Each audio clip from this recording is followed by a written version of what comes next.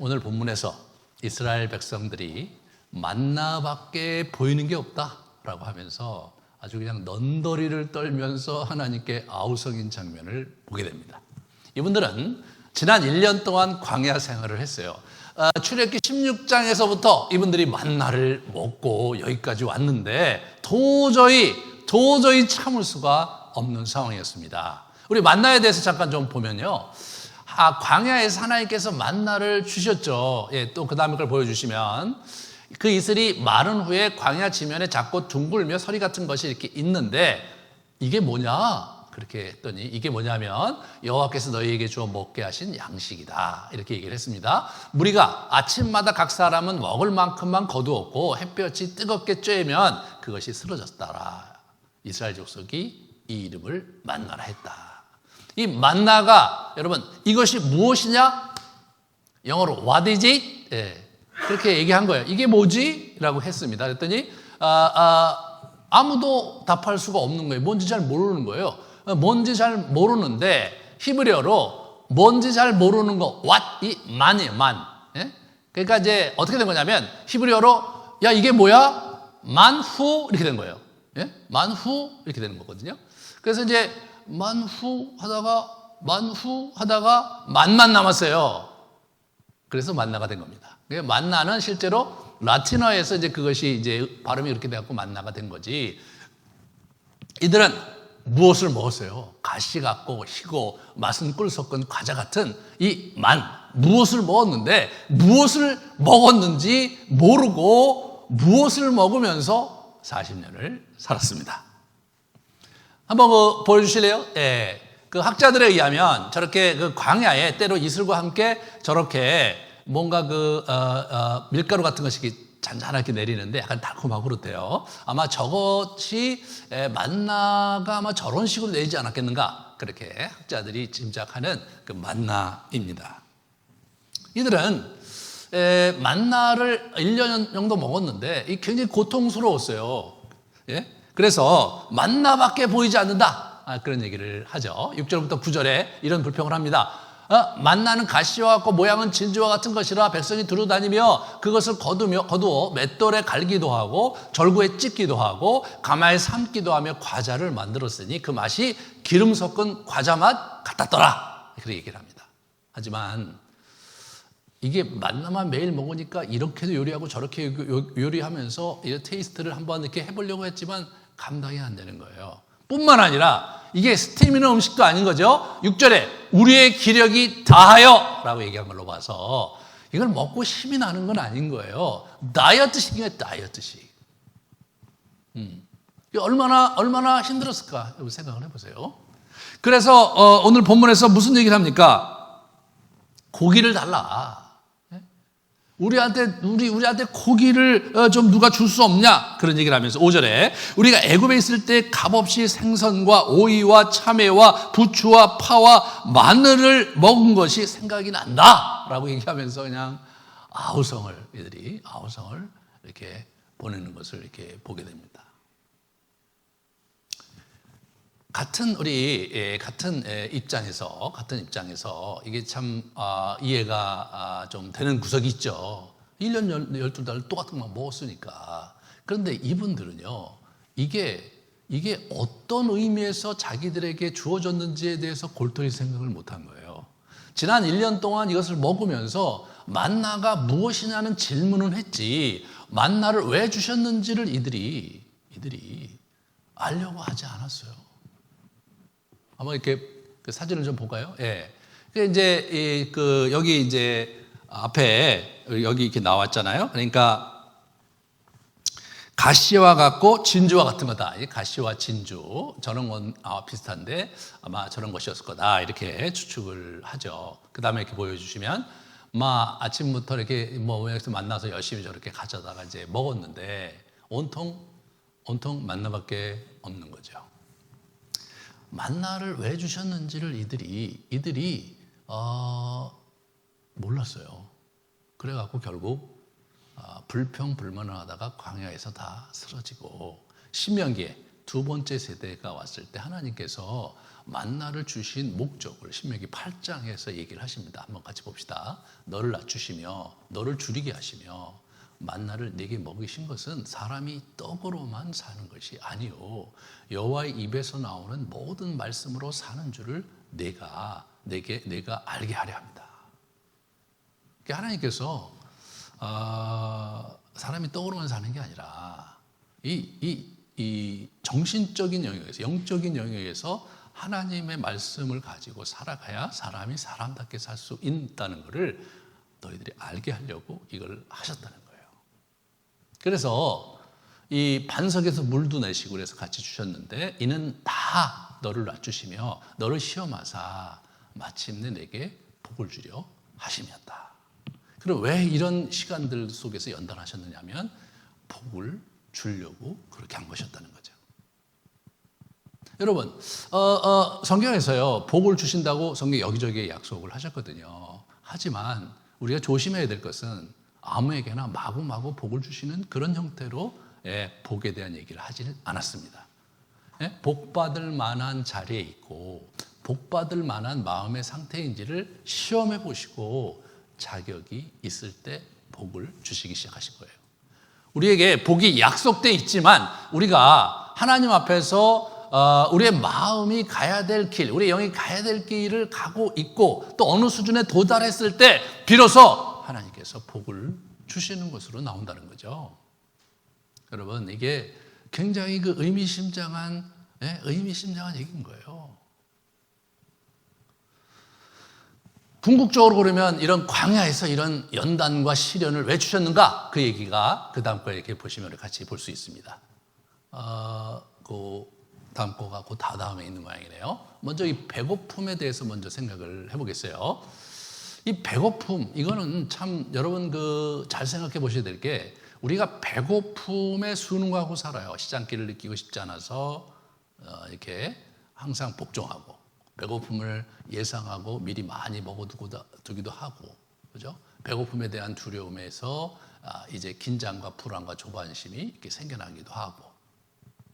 제가 지난주에 이렇게 좀 점검을 해봤는데 이렇게 이제 우리가 탐식을 극복하기 위한 자기 사랑 챌린지를 하면서 느낌이 어떠냐 했더니 생전 처음 자기가 무엇을 먹을지를 고민하고 선택하는 일을 하고 있다고. 여태까지는 그냥 살아온 거예요. 그냥 먹어야 되니까 먹고 싶으니까 먹고, 배고프니까 먹고, 그런 식으로 먹는 문제에 대해서 굉장히 피동적으로 살아온 거예요. 자기가 먹을 거를 선택하고 절제하고 이렇게 살아오지 않으신 분들이 의외로 참 많더라고요. 배고픔에 항상 복종하면 영적으로 미묘하고 위험한 기제가 발생하고요. 배고픔이 사단의 손에 붙들린 확실한 운전대가 되는 거죠.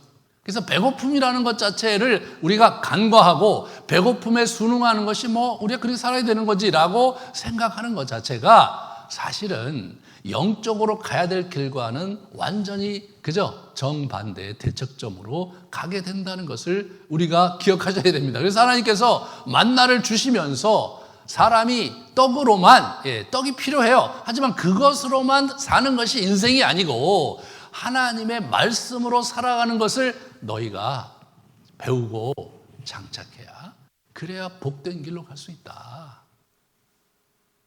그런 얘기를 하신 거더라고요.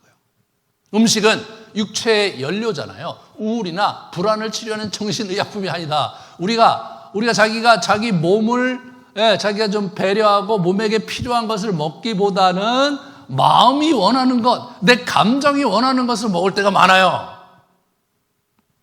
내가 욕구가 좀 충족이 안 되든가 우울하고 불안하다든가 그러면 좀 달콤한 걸 먹고 이제 그러면서 우리가 이제 생활을 하는데, 스트레스나 외로움이나 불안이나 권태나 의욕이 덮쳐온다고 해서 음식을 덥석덥석 의지하지 말라는 거예요. 왜?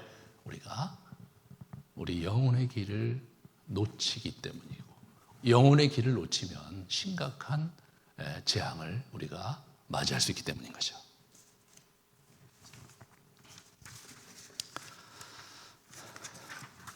자, 하나님께서 우리에게 주신 그러면 이 영적 훈련으로서의 만나를 한번 좀 생각해 보겠어요. 이분이 만나를 주신 의도와 목적이 무엇인지 우리 신명기 8장을 같이 한번 봤고, 그 다음에 우리 영성 훈련을 광야에서 하신 목적, 그 신명기 8장 2절과 5절, 7절을 같이 보여주세요. 자, 이 40년 동안에 내가 광야를 길을 걷게 하신 것을 기억하라. 너를 낮추시며 너를 시험하사 내 마음이 어떠한지 그 명령을 지키시 아니하는지 알려 하심이라. 그러니까 내 마음이 어떠한지 알려 하시기 때문에 그렇게 했다는 거예요. 하나님과 이스라엘이 언약을 맺었죠. 부부 관계처럼 이제 언약적인 결속을 했는데 하나님이 관심이 있었던 게 뭐냐면 이스라엘 백성의 마음이었어요. 참 이게 성경에서 나오는 우리의 하나님의 인격적인 특성 중에 그게 있는 거예요. 여러분, 인격적으로 어떤 사람을 사랑하고 관계를 맺을 때 가장 우리가 중심적으로 고려하는 게 뭐냐면 그 사람의 마음입니다. 그 사람의 마음을 점검하고 그 사람의 마음이 뭘 원하는지를 잘 분별하면서 그러면서 이제 이렇게 우리가 사랑을 더 깊게 만들어 가는 거죠. 하나님께서도 그걸 하시길 원했던 거예요. 너의 마음을 내가 확인하고 시험하고 알려고 그렇게 한 거다 이거예요. 그리고 우리가 먹는 문제를 우리가 절제하고 또는 이 삼식을 이렇게 우리가 극복을 하는 과정에서 우리가 우리 자신의 마음을 보게 되는 그러한 성찰의 효과가 온다는 거죠. 사람이 그 아들을 징계한 같이 내 하나님 여호와께서 너를 징계하시는 줄을 마음에 생각하고 하나님의 명령을 지켜 그 길을 따라가며 그를 경외할지니라. 내 하나님 여호와께서 너를 아름다운 땅에 이르게 하시나니. 아름다운 땅에, 물리적인 아름다운 땅에 가는 그게 중요한 게 아니라 그 땅에 가서 하나님이 이들과 함께 더불어 살아가시고 더불어 이루고 싶으신 나라가 있었는데 거기에 준비하기 위해서 적합한 존재로 만들기 위해서 이 과정을 하나님께서 기획을 하신 거죠. 이 섭리를 우리가 잘 이해를 해야 돼요. 하나님께서 왜 그렇게 하시는지, 하나님께서 왜 우리에게 고난과 환난을 허락하시는지, 그 속에서 우리가 우리의 마음을 우리 자신이 확인하고 그리고 우리의 마음을 하나님께서 확인하는 그런 시간이 된다는 거예요. 인간이 죄를 짓고 나서 우리의 마음을 잘 모르는 거예요. 우리가 갖고 있는 의식적인 수준에서의 우리의 마음뿐 아니라 우리의 무의식적 수준에서 우리의 마음을 잘 모르는 거예요. 우리가 다른 사람을 이해하고 다른 사람과 더 깊은 관계를 가져가려면 그들의 마음을 알아야 되는데 그들의 마음을 알려면 먼저 내가 내 마음을 알아야 되는 거더라고요. 내가 어떤 감정을 느끼고 무엇을 원하고 내가 어떻게 느끼고 생각하는지를 깊게 알아야 다른 사람을 이해할 수 있는 내적인 역량이 생긴다는 거예요. 제가 예전에 애니어그램을 공부할 때 9가지 유형의 성격을 이렇게 공부하면서 너무 복잡하더라고요. 그래서 제가 이제 공부를 쭉 하다가 그 선생님한테 물었어요. 선생님, 이걸 어떻게 해야 이걸 잘 공부할 수 있습니까? 어떤 책을 읽어야 될까요? 그렇게 질문했더니 이분이 하시는 말이 그 책을 읽는 것도 중요하지만 더 중요한 것은 목사님 마음을 헤아리고 목사님의 유형을 깊게 이해해야 된다. 목사님을 깊게 자신을 성찰해야 비로소 다른 유형을 이해하고 성찰하고 받아들일 수 있는 준비가 되는 거다. 제가 그때 그 얘기 들으면서 처음에 깊게 들었어요. 그리고 제가 영성훈련 책을 읽으면서 같은 얘기. 나 자신이 나를 깊게 알아가지 않고서는 다른 사람을 이해하고 사랑하는 게 한계가 있을 뿐 아니라 하나님과의 관계를 깊게 하는 것도 한계가 있는 거예요. 하나님께서 내 마음을 체킹하시고 시험하신다는 것에 여러분 불편하실 수 있지만 그러나 인격적인 관계는 다 그런 거죠. 야, 저 사람이 나를 어떻게 생각할까? 저 사람은 우리에게 함께하는 시간을 어떻게 느낄까? 그거에 대해서 우리가 늘 그죠? 알고 싶잖아요. 그게 뭐예요?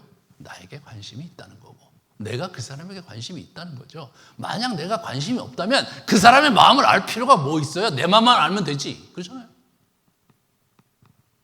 하나님께서 여러분과 저에게 관심이 많기 때문에 그렇게 하신다는 거죠.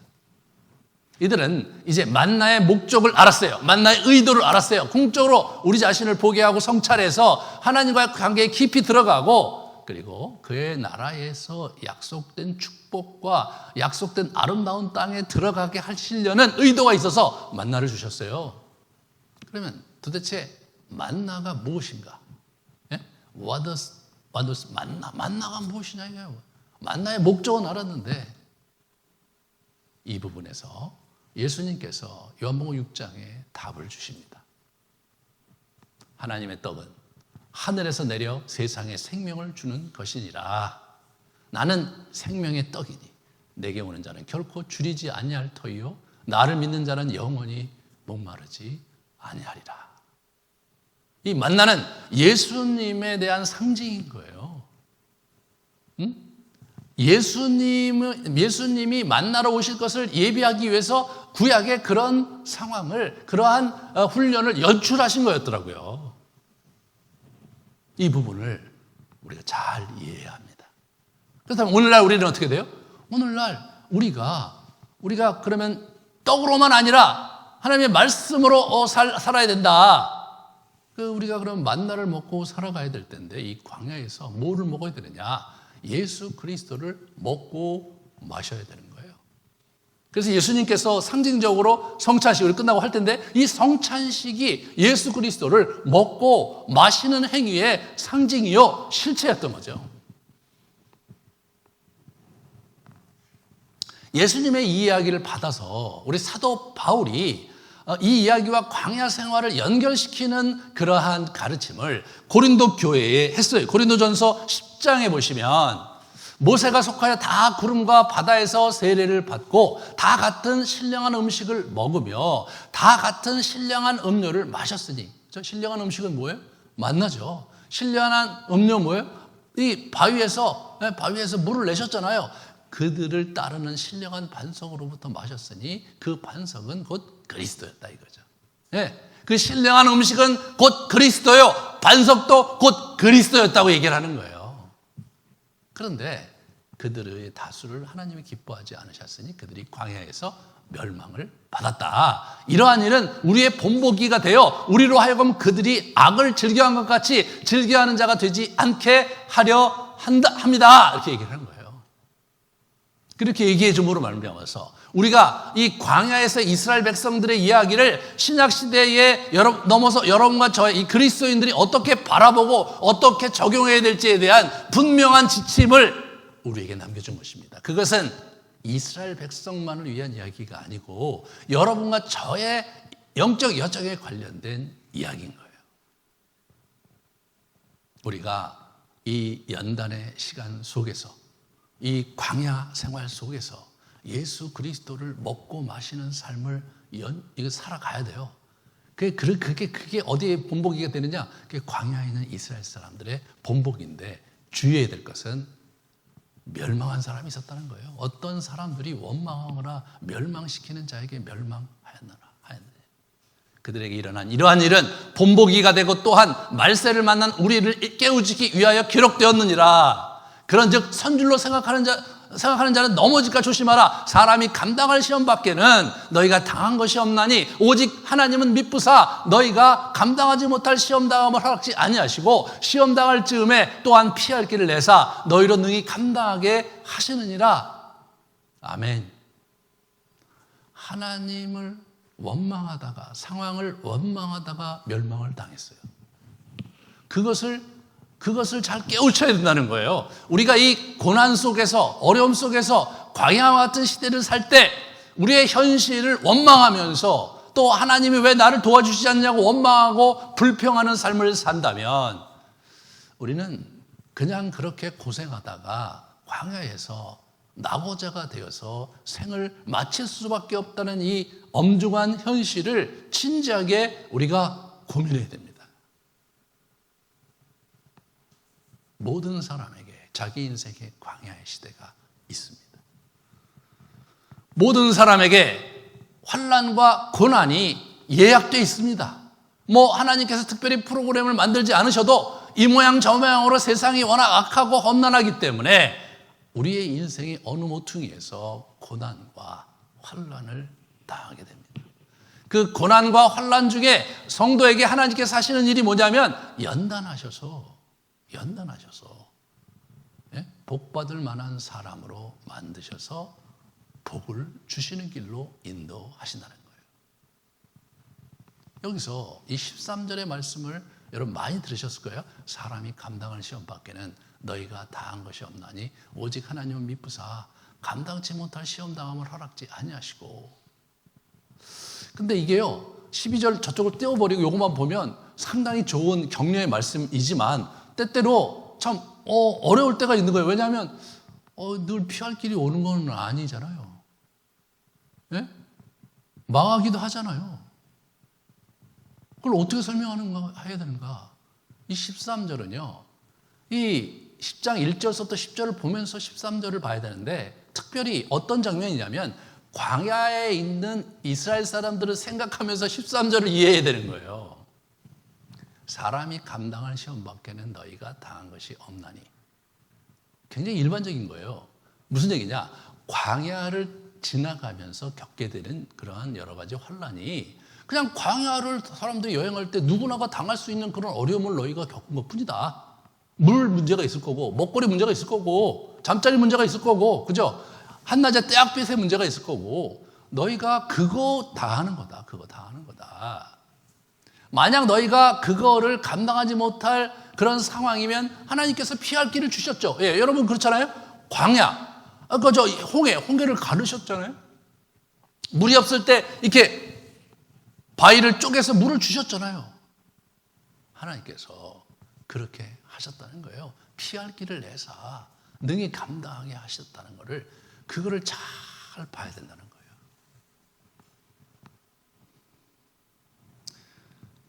그러면 뭐예요? 광야에서 길을 가다가 멸망당한 사람들은 뭐가 문제였나요? 여러분 이 부분을 우리가 주목하셔야 됩니다. 그들은 지금 1년이 됐어요. 이분들이요. 1년 동안 쭉 이제 만나를 가지고 쭉 오면서 시내산에서 하나님과 언약 체결을 하고 여러 이사와 기적을 체험했어요. 그러면서 그 고난 중에서 의미를 자기들이 잘 붙잡아야 됐잖아요. 우리가 이 고생을 하는 것은 이런 과정에서 하나님을 알아가고 하나님의 법도도 알고 하나님의 능력도 체험하는 과정에서 우리가 지금 이 길을 가는구나. 이제 가나안에 들어갈 터인데 하나님을 의지하고 가야 되겠구나라고 생각을 했어야 되는데 그런 생각을 한 사람은 여호수아와 갈렙 두 사람뿐이었던 거예요. 이게 이제 여러분과 저의 문제인 거죠. 예? 기껏해야 배고픔에 순응하면서 배고픔에 붙들려서 사는 삶을 살다 보면 배고픔의 문제가 해결하는데 불만이나 하면서 자기 인생을 뭉개는 삶을 살다 보면 분별을 못하는 거예요. 네? 먹는 것 이상의 영적인 삶의 지평을 보지 못하는 거예요. 광야가 여기서 하나님께서 광야로 부르신 게 아니잖아요. 하나님께서 가나안으로 부르신 거 아니에요. 그러니까 우리 가나안을 가기 위해서 준비하는 과정이 광야잖아요. 근데 왜 나한테 광야를 주셨느냐? 왜 나한테 물을 안 주시느냐? 왜 나한테 고기를 안 주시고 만나만 주시느냐? 라고 그냥 아우성을 하면서 밭은 불평과 불만을 하는 이스라엘 백성들의 모습에서 여러분과 저의 모습을 볼 수 있어야 됩니다.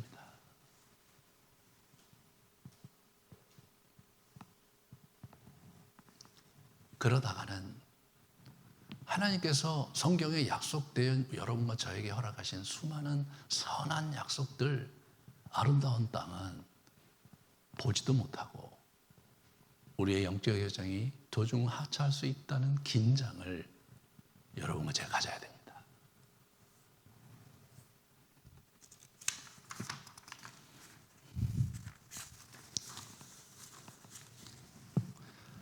그러므로 여러분, 우리가 지금 하나님께서 이스라엘 백성을 준비시키는데 가장 중요하게 첫 번째로 딱 붙잡은 게 뭐냐면 먹는 문제예요. 예? 먹는 문제를 통제하면서 이들의 영을 일깨우고 이들을 당신과 함께 영적인 존재와 교제를 나누면서 자신의 나라로 이렇게 인도하기 위한 시야를 열고 마음을 자기가 들춰보면서 자신의 문제와 한계 속에서 하나님이 절실하게 필요하다는 걸 알고 하나님께서 막 홍해를 가르시고 없는 가운데 바위에서 물을 터뜨리실 때 나의 인생에 이분이 이렇게 역사하시는 분이라는 걸 알면서 더 깊은 관계에 들어가기를 하나님은 의도하셨지만 이 사람들은 기껏해야 자신의 입맛이 맞지 않는다고 불평을 하면서 만나밖에 없고 고기는 못 먹지 않냐고 불평을 하면서 부추, 마늘 그런 것들 생선 같은 거 먹고 싶다고 하면서 광야에서 아우성을 떤 거예요.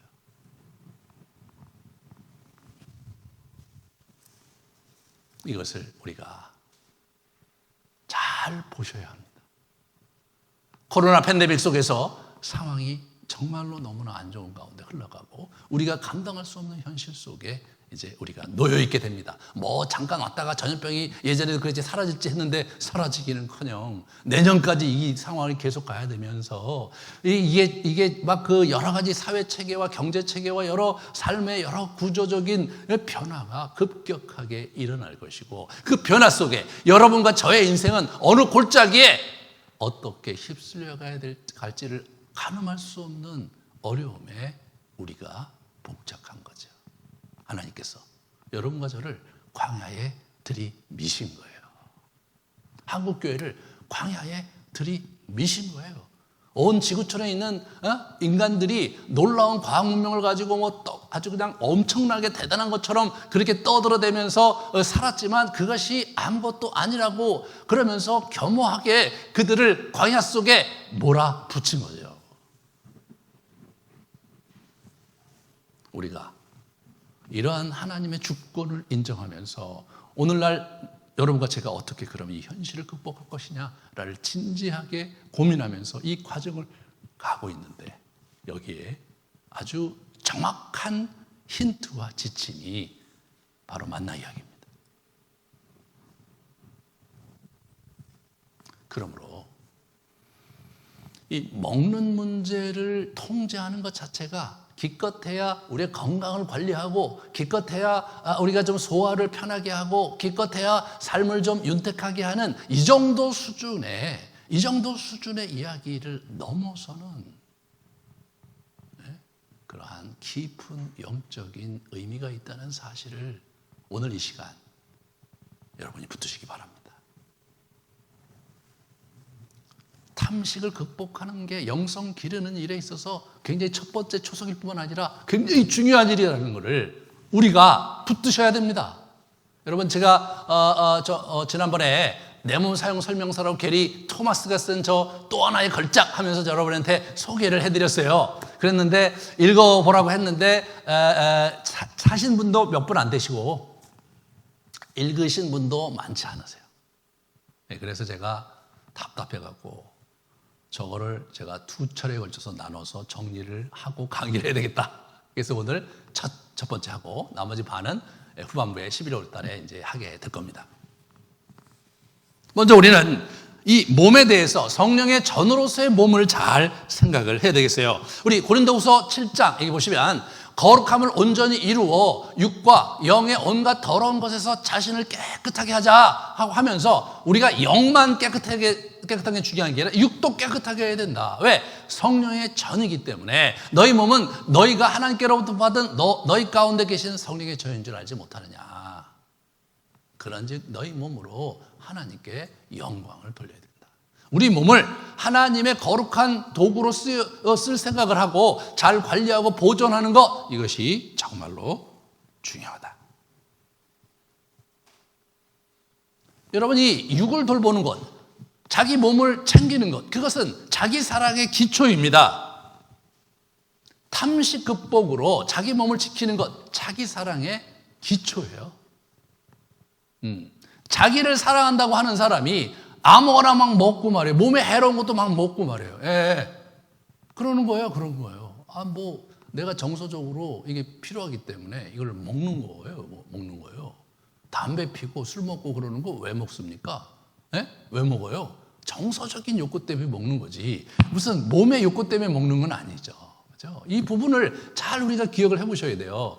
그러니까 내가 아무거나 막 집어먹고 막 밤 늦게도 막 이것저것 막 먹어요. 이렇게 먹으면서 내가 온전한 삶을 살 수 있을 거라고 생각하는 것 자체가 사실은 가만히 생각하면 말이 안 되는데 거짓 진리에 저희가 속고 있는 거예요. 여러분, 자기 사랑의 궁극적인 열매가 뭐예요? 그리스도 안에서의 건강한 자기 정체감과 자존감을 회복하는 거거든요. 건강한 자기 정체감 그리고 자존감을 회복할 때 비로소 현실을 하나님을 믿음으로 이겨낼 힘이 내 안에서 나오는 거거든요. 근데 만약 여러분 우리 자신을 우리가 사랑하지 못한다면 어림도 없는 거예요. 우리는 이 신앙생활을 너무 좁게 그렇게 생각하고 이게 너무 그 영적인 일에만 너무 생각하는 그러한 경향을 가지고 이렇게 있어요. 우리 이 탐식을 극복하면 어떤 유익이 있는가 한번 같이 봅시다. 건강한 굴욕감을 경험하며 겸허해진다는 사람이 자기 자신의 탐식 문제를 갖고 씨름하다 보면 자신의 한계도 느끼고 참 내가 이런 놈이구나. 육신의 반항심과 고질적인 교만을 남들보다 분명히 인식하게 되고 자신의 나태와 방종을 자각하게 되며 자신의 교만을 뿌리 뽑아야 함을 알게 된다. 이 디트리 본 회퍼가 한 말이에요. 이 탐식을 극복할 때 저런 일들이 벌어진다는 거예요. 상당히 영적이죠. 조급조급, 정욕, 기타 죄에 대한 저항력이 강해지는 거예요. 탐식을 극복할 때 자기 성찰을 하게 됨으로써 영혼의 내면에 접근하게 하며 자기 존재를 인식하게 되는 거예요. 탐식을 극복할 때. 여러분 스스로가 내가 뭘 먹어야 되면 이런 부분을 단순히 건강상의 이유로 또는 정서적인 이유로 그걸 여러분이 선택하고 여태까지 살아왔다면 여러분 생각을 송두리째 전환시키셔야 돼요. 이 코로나 상황이 우리에게 정말 이렇게 살아서는 도저히 극복할 수 없는 현실이라는 이러한 자의식이 우리를 원래 하나님께서 의도하신 예수님께서 의도하신 길로 들어서게 하는 그러한 건강한 기회로 우리가 만들 수 있어야 되겠습니다. 케네스 쿠퍼라는 제가 지난번에 얘기했던 그 에어로빅 운동을 창시한 인물이에요. 미국에. 이분이 쓴 책에 이런 내용이 있어요. 음식이 우리 몸에 하는 일과 성령께서 우리 영혼에 하시는 일은 서로 밀접하게 관계되어 있다. 서로 밀접하게 관계되어 있다. 재밌죠? 당신의 영적 삶과 정서 상태에 중대한 역할을 할 수 있으며 당신의 감정과 활력의 정도를 좌우하는 결정적인 요인이 될 수 있다. 이렇게 얘기를 했어요. 여러분, 동양무술은 처음부터 몸 관리부터 했어요. 동양무술은 먹는 문제하고 실제로 자기가 정신적인 세계를 가는 거와 동양의 도를 따를 때 많이 먹고 가는 동양 종교는 없어요. 그것이 고대에 정말 진지하게 인생을 살아가는 사람들이 갖고 있었던 공통된 특징이었는데 아주 미련한 부분이 있는 거예요. 그런 면에서. 여러분과 제가 정말 이 몸을 잘 다스리고 이 건강에 대해서 특별한 관심과 이런 것들을 기울이지 않고는 우리가 정말로 가고자 하는 우리의 그 신앙의 그 정진과 그 성장을 이룰 수가 없다는 거죠. 영적 거장들의 충고를 좀 생각해 보겠습니다. 먼저 식탐은 정욕의 괴수다. 인간의 모든 파멸의 원인이 식탐에 있다. 이렇게 얘기를 했어요. 식탐에 있다는 거예요. 여러분들이 저도 예전에 많이 먹는 거 좋아하고 쫓아다니고 그랬는데 이거 몰랐어요. 여러분 여태까지 그렇게 살았다면 이번에 깨달으시고 바로 잡으셔야 됩니다. 두 번째, 작은 일에 소홀한 영혼은 불중에 익숙해진다. 이 요한 클리마쿠스가 한 얘기거든요. 이 시리아의 7세기 수도승려의 시나이 반도에서 엄청난 영적인 거장이었어요. 그것을 제어하기란 몹시 어렵다. 배를 철저히 제어하는 사람은 혀의 헛된 소리도 쉽게 제어할 수 있다. 배를 쫓아 살면서 정욕을 제어하려는 사람은 기름으로 불을 끄려는 사람과 같다. 그러므로 먹는 것을 통제하지 않고 정욕을 다스리는 것은 불가능하다고 저분은 얘기하고 계세요. 사막의 수도승의 전통을 이으신 분이거든요. 사막의 수도승 얘기는 제가 안 하고 있는 이유는 뭐냐? 그분들은 하루에 한 끼 드신 분이니까 우리가 그 얘기를 하면 여러분들이 막 주는 게 들고 목사님 어떻게 살아요? 우리 막 그럴 것 같아서 아예 지금 꺼내지도 않는 거예요.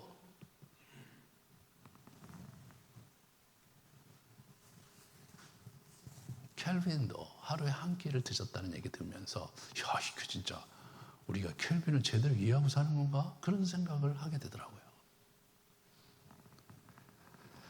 윌리엄 로우라는 영국 이 유명한 영적인 거장이 있어요. 이분이 이제 요한 웨슬레라든가 조지 필드라든가 C.S. 루이스 이런 사람들에게 결정적인 영향을 준 인물이거든요.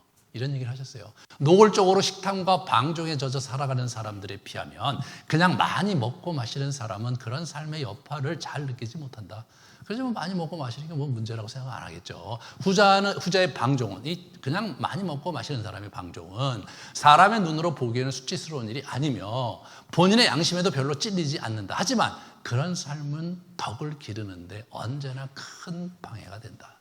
덕은 꺼낼 수도 없다는 거예요. 그 사람은 눈이 있어도 보지 못하고 귀가 있어도 듣지 못하게 된다. 영혼에 유욕이 스며들고 정욕이 더 강해서 참된 신앙심에 들어갈 수 없다. 제대로 된 신앙생활에 깊게 들어갈 수 없다. 그러면 이 영성훈련하다 보면 어느 답보 상태에 계속 머무를 때가 있어요. 이게 그걸 넘어가는 일이 쉬운 게 아닌 거예요. 그러다 보면 꼭 몸의 문제가 부딪히고 이게 또 뭐가 문제인가 계속 고민하게 돼요. 내면에 있는 상처, 또 육신의 연약함, 또 육신의 그 본능적인 걸 통제하지 못하는 그런 부분들이 이렇게 가로막혀 있으면 이게 더 나아가지 못하는 거예요. 먹는 양을 겸손히 줄이면 정욕도 그만큼 줄어들 것이다. 마음이 무디면 생각도 둔해지고 음식이 넘쳐나면 눈물샘이 마른다. 이게 윌리엄 로우라는 영적 거장이 남긴 교훈입니다. 참 우리의 마음을 숙연하게 합니다. 정말 우리 한국이요 이렇게 잘 먹고 잘 사던 적이 최근이잖아요. 이게 역사상 이런 때가 없었던 거예요. 예? 저 어렸을 때 뭐 시골에 살 때는 뭐냐면 부모님이 해주시는 거 먹는 거죠. 뭐 반찬 투정을 하는 건 좀 사실 굉장히 예외적이죠. 쉬운 일이 아니에요. 왜냐하면 엄청나게 야단 맞았으니까. 없어서 못 먹던 시절이었어요. 지금은 뭐예요? 뭘 먹을까 고민하잖아요. 오늘은 뭘 먹을까? 그걸 고민을 해요. 그래서 최근에 제가 읽었던 책에 정말 놀라운 표현을 봤는데 70년대에 한국에 있는 밥상이 최고의 건강식이었고 최고의 음식이었다는 얘기를 제가 보면서 굉장히 놀랐어요. 그때 배고프게 살았고 먹을 것이 없어서 뭐 시래기라든가 이것저것 해갖고 우리가 걷어 먹으면서 살았는데 그게 지금 우리가 먹는 것보다 훨씬 더 좋은 음식이었다는 거예요. 여러분 그것은 무엇을 의미합니까? 현재 음식 문화는 육을 위한 건강을 위한 음식 문화로 발전한 것이 아니라 우리의 쾌락과 우리 정서적인 필요를 부응해주는 형태로 그게 흘러간 거지요.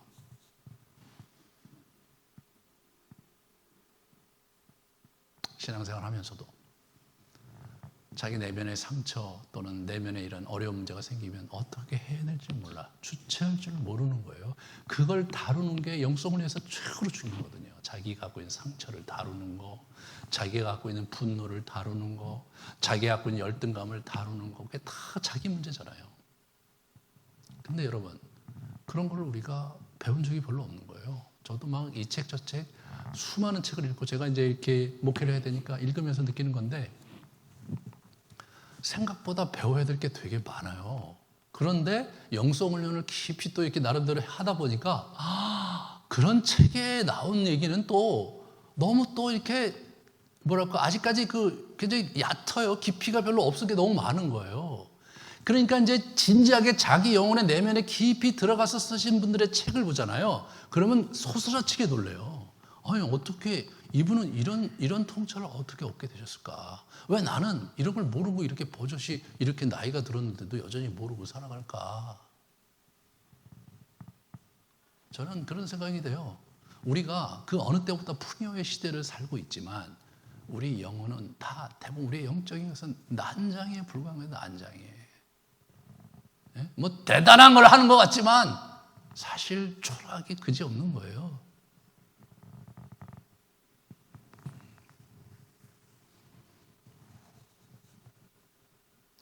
참 우리가 이제 이런 여정을 지금 가고 있는데 여러분 정말 진지하게 우리가 결단하십시오. 그래서 자기 사랑 챌린지 하면서 그래 이렇게 하면서 내가 좀 건강도 좀 돌보고 그리고 목사님 영적인 물에 얘기하니까 내가 좀 도움도 받아야 되겠지라는 그러한 낮은 수준에서 이 이슈를 받아들이지 않으셨으면 좋겠어요. 우리가 지금 그렇게 한가하게 아주 내 건강이나 챙기고 좀 더 윤택하게 살고 이런 한가한 게임을 하고 있을 계제가 못 되잖아요. 세상이 천지개벽을 하고 있잖아요. 엄청난 변화를 갖고 있잖아요. 우리 자녀들 어떻게 살아가야 됩니까, 여러분? 네? 저는 제 애들을 생각하면서 야, 쟤들이 정말 어떻게 살아가지? 제가 앞이 안 보이는데 저는 나름대로 이제 살 만큼 살았고 나름대로 요령껏 이렇게 살면 내 인생을 이렇게 마치면 되겠다는 나름대로 계산이 나오는데 제 아들들은 계산이 안 나오는 시대를 살고 있는 거예요. 여러분 자녀들은 어떻습니까? 여러분 자신은 계산이 나오는 삶을 살고 있어요?